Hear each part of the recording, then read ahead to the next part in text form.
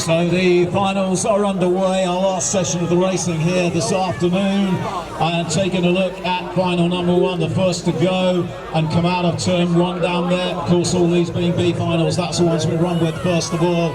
Charlotte Jackson out into one, no problem. She has got a clear run down that third straight, and Jack Labras is really the only one that maybe may need to squeeze that gap a little bit more. But Charlotte Jackson, by the look of it, is increasing that gap to such a wide distance that she has nailed it, and the rest are still coming. Into final number three. And it is the Super Cruiser 40 plus running down to the end of that first straight, hitting the turn, coming up in front of out the other side. Nobody sort of just gaining any. Oh, we've got one that's lost it completely, gone farming right in the middle of the track. Can you believe? Tom Carter getting on with the job in hand, gets his head down. He is race leader then, at least until the end of turn number three. But company stacking up behind him as well, even for a B final coming through here. Tom Carter, can he hold on? That will be the question. There's your answer, Tom Carter. Now this one is going to be a goodie. If not, I'll be extremely surprised. Some superb names in this, bearing in mind 13-14 Cruiser. There's a hardtail in that mix as well. Having a look as they come towards me down here.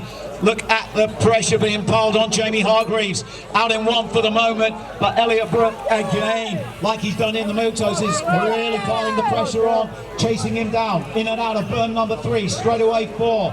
Can Hargreaves keep him at bay all the way? It's going to be tight, but Jamie Hargreaves races superbly. On to final number 23, Darren Reedy with the world ranking, of course, world number 6, and for a very good reason indeed. The guy's been in BMX so long, knows all the track craft, got all the skills. The guy is awesome, but right up with him, it's the spoiler, aka John Bentley. Bentus is there with him. Bentley can be the spoiler. If anybody can, he can. Darren Reed, world number 6. Reedy is there. Can Bentley make any ground on him, or will Reedy nail him on the line? Reedy gets it, Bentley too. Here comes the battle of the Brooks brothers, both of them in this one. Alex Brooks and Ryan Brooks, Rab Racing. Who's it going to be? They're going to be 1 and 2. The brothers will push each other all the way. Take a look if you don't believe me. Alex out in 1, Ryan in 2, round the berm. Pete Watson, the rider, trying to pile the pressure on down there. Brooks brothers having none of it, and why would they? Brooks is 1 and 2, Rab Racing all the way. Can the Brooks brothers hanging on in there? Yes, they. What do we get from these Racker guys down here? 6 and unders into final number 25. Tobias Grove's got a really good move coming out of the gate. He really worked that one very well indeed, and he's now got the added advantage coming right down the middle, the centre of straight 2 into the turn ahead of him. So Grove's race leader now, looking to make the win today. Jack Kitchen comes up behind into 2 with him. Jack Briggs is there as well. He moves into that third place, the third spot for him, but really the gap very wide going into the third turn. Tobias Groves, if anything, is making the gap get wider as he makes his last charge. 7-year-old boys, it is their turn now to battle it all out, all the way from start to finish. And there is the battle for the first 4. If you take a look, 3 and 4, 5 in particular, very tightly packed together coming down the second straight. Final 26, the enter turn number 2. 3:04 is the plate of the race leader, Mr. Finley Monroe from Midlands. There he is, dominating that line going to the end of straight number 3. Monroe then, out in 1 round the last turn. Drops onto the fourth straight to look for the line coming up. He is going to make it home and take the win. Finley Monroe. So we've seen the guys, now we take a look at the ladies once more. in the 8-year-old class. The lady who came up to tell me about the birthday. She's out in one. Would you be surprised? I very much doubt it. Lainey Cording out there in one yet again. How good was she at Blackfields last week? Now she's doing it all again here at Preston. A repeat performance. Lainey Cording. Grace Gerard is the lady there. Sat in two, trying to make the move down there. Lake Kihei is tucked in 3, but they'll have no answer at the moment anyway. For Lainey Cording heading on down to the line, but it's going to get closer. This one, look at that! So we've seen the 8-year-old ladies now to pack a bunch. It is the turn of the 8-year-old guys, the young men going down into turn 1 of 3 down there. A lot of bunching taking place for 2, 3, 4 and 5. They start to step it up a little bit more. Here they come coming in right up there into 2. It's Isaac Smith leading them round the second berm. Up with him goes Brooke Fawcett. Lady putting the pressure on, so everything's all right and raceful down there. Front was Leo Rowlands, tucks in for 3. Can he make it from 3 to 2? He's trying everything possible. Out of the third turn, straight 4. But it's going to be in the bag for Isaac Smith today. Okay, this one is going to be an interesting one as well. Take a look at Frankie Griffin and Charlie Craig. They are the guys that I would say would bang bars if anybody was going to do so, coming away from that first turn. Having a look at them coming as they track their way down the second straight, coming into the berm ahead down here. Out in 1 goes Griffin, up with him into 2. That is Josh Jetson. So really, what a turn up for their books. What do I know? Obviously absolutely nothing as they enter turn number 3. What I thought would be a 1 and 2 from those 2 guys turns out to be nothing like it. It's going to be tight on the line for 2 and 3, but Frankie. So moving, switching right back again to the ladies this time for the 10-year-olds and their last battle of the day as they round that first turn down there. Really going to be an interesting one coming into turn number 2 by far. Having a look at that lady out in 1 at the moment, no problem for Lexi Cairns, the Knowsley lady. Up with it goes Francesca Smith, and then I think Martha Cotton is there. She has done really well. She is there in 3 if she hangs on in that spot as she holds the inside line at the end of straight 3 going into the berm. Have a look at the front of the kilo. It's going to be another big charge, or is it all the way down to the line? We have final number 31 down the hill, out of the gate. They all make their way down into the first turn down there, and there's not much between the first 3, 4, 5. Look how tightly packed they are together. 10-year-olds, it's one of the hardest classes of racing by far. Leading them out, Harry Bailey was the man.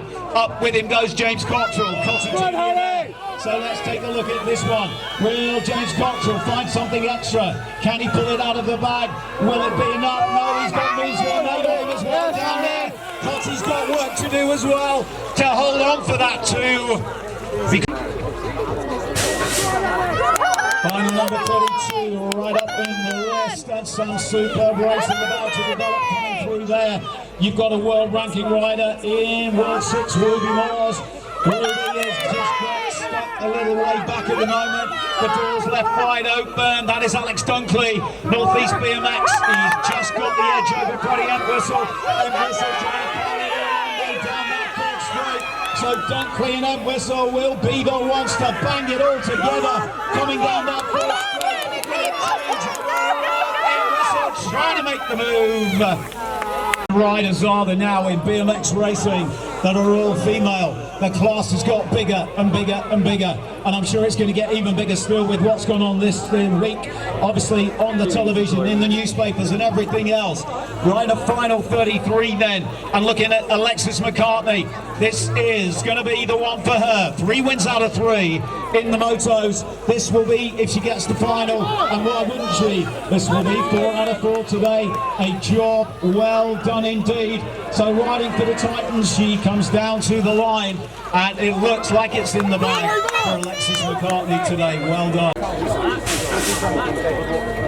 Final number 34 is the next one up, and they are right in the thick of it down there.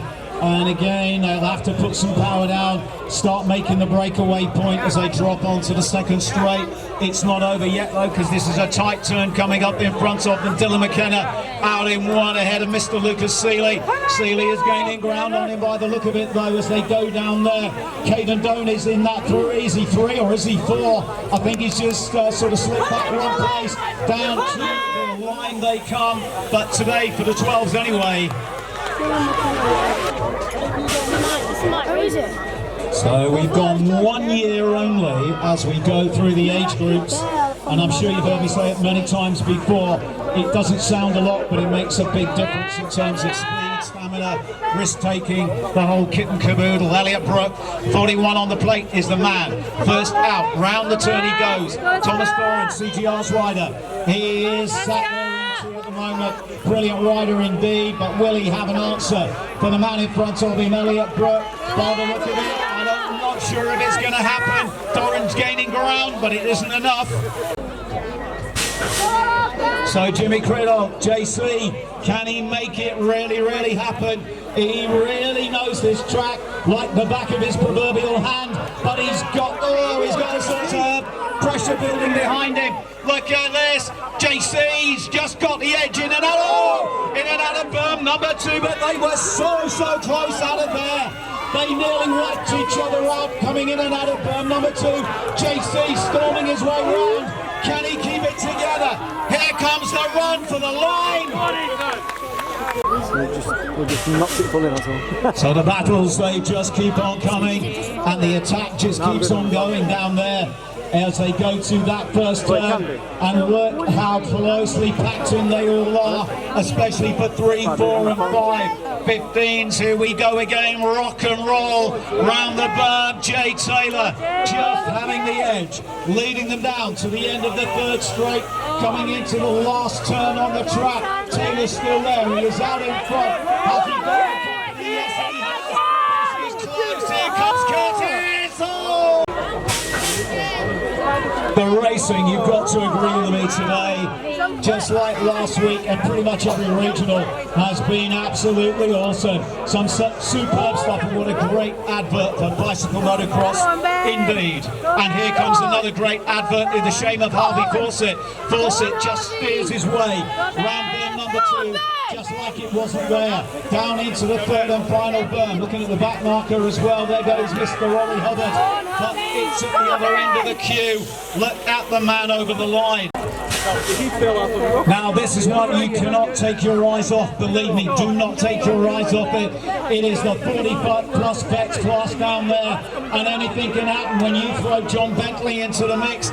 This time Benters has got a clear run coming into berm number 2, and really everything to race for. Gary Carver is there, and everybody's pushing. Surprisingly, Nigel Smith right at the very back of the pack. I don't believe it, but Bentley is going to do it all over again. John Bentley. Okay, ladies in action down there on the first straight, then into final number 40. Anthony McCrum has got to be the lady that you, if you were a betting person, put money on. Here she comes, she's made her way clear out of that pack now on the 9 plate. She enters turn number 2, she's out in 1. Challenged there by Heidi Norris. Yetska Hemstock tucks back in 3. That is par by the look of it in 4. Gerard back in 5. So it's really going to be Tilly McCrum hanging on in there down the straight. Challenge is coming, but Tilly will hold on. Well, they stagnate of names for this one. Some real class ladies actually just about to make the battle happen and become even harder coming out of turn number 1. 15+ ladies out of there they go, down to turn berm number 2, leading them out. Olivia Firth is there. Can she shut the door with the ladies playing chase down coming up behind her? Well, you've got 1 turn and 1 straightaway left to do it. Olivia Firth, still race leader. Can she hold on? Will the challenge come? It is going to be tight. It is the last race of the day, possibly the biggest race of the day. 17 to 24. It is the 8th final. Down there they go. It's all to ride and race for. Everything to battle for. Coming down the second straight. Here we go. Cope moving through from 3 to 2. But it's going to be tight all the way down there. Everything. One ride had gone down. Parker Livesey has lost it. Coming out of turn number 2. Gets back up on his feet. But it's all down to the line. Cope has done it again.